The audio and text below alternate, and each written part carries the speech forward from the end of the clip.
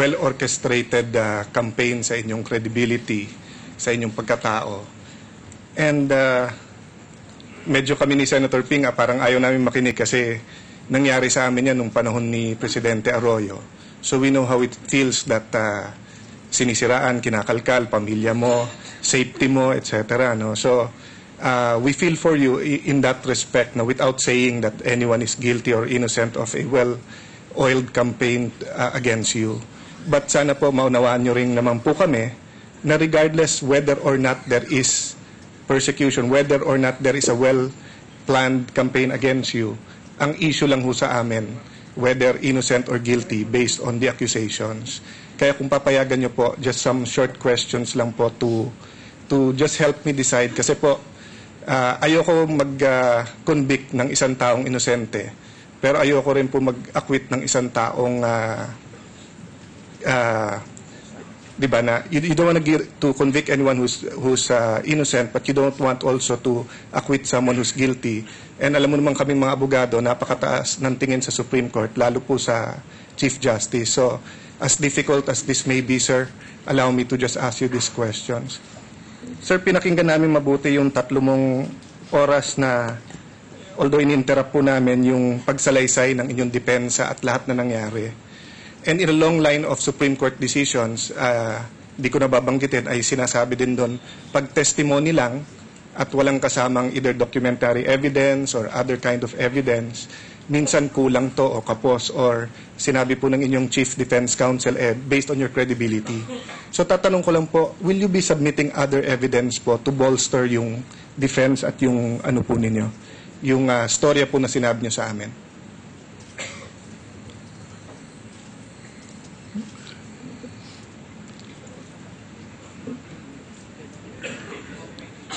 For example, sir, sabi niyo po 1960s pa nag-iipon kayo ng dollars. Can you show us a 1970s or 80s passbook or resibo sa bangko? Ang mga deposits po natin ay nasa time deposit. Alam naman po ninyo yung time deposit. Pagka mature nun, sinusurrender po yon sa bangko. Ang makakapag-testify po niyan ay yung account officer ko po sa BPI na nanggaling po, alam po naman ninyo yung Faris Bank, hindi po ba binili yan ng BPI? Yes, yes. Kasi siya rin po yung account officer ko nung nasa Faris Bank siya. Kaya familiar po siya doon sa mga deposits ko nung araw pa po. Kasi po, yung mga ganun storya po, yung ganun testimony will help us verify. Pero tama po si Senate President. Hearers of fact po kami. Hindi kami ang dapat magpatawag. Pero since hindi pinapatawag ng defense, parang we're left with your story. Mr. President, may I have an extension? You have 2 minutes. Yes. So, for example po, sir, no, sinabi niyo po, yung ibang commingled peso funds niyo, kasama doon yung sa anak niyo pambiling bahay. At usual po sa isang pamilya yon. It's a natural thing, especially if you're a closely knitted family. But will you present to us anything, for example, kung dinaan sa bangko yung remittance or nung umuwi siya, may central bank approval kung more than something po that will help bolster. I'm not questioning your credibility, sir. No?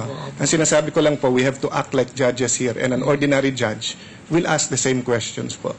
Meron po akong binigay kay Justice Cuevas na sulat nung anak ko, talking about the house that she wants to build on her McKinley Hill lot, and there was a portion there. There is a portion there which refers to the funds belonging to her, which is with me. Anyway, sir, they will be submitting a formal offer of evidence. So we gave them naman until today. Ang sinasabi ko lang po, ayokong hindi paniwalaan, ayoko naman paniwalaan po yung storya nyo po nung Wednesday, except that to follow the jurisprudence ng Supreme Court, a testimony okay, and I don't want naman po to grill or test your credibility here because I don't think that's the right thing to do. Sir, the next question. Go ahead, sir. Just one more. May I be allowed to intervene? Now we have